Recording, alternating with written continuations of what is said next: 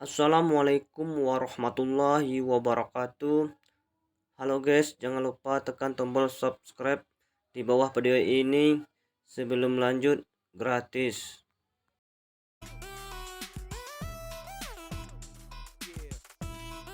Halo guys, kali ini saya masih menggunakan cara lama untuk pengecatan awalnya dengan menggunakan kuas atau pengecatan secara manual guys.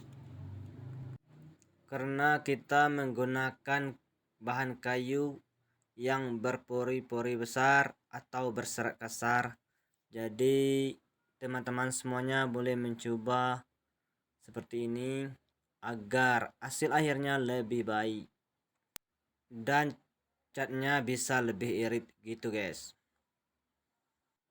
Untuk pengecatan 1 dan 2 kita masih menggunakan kuas agar cat yang kita oles meresap ke pori-pori atau menutup pori-pori yang kasar atau besar gitu guys.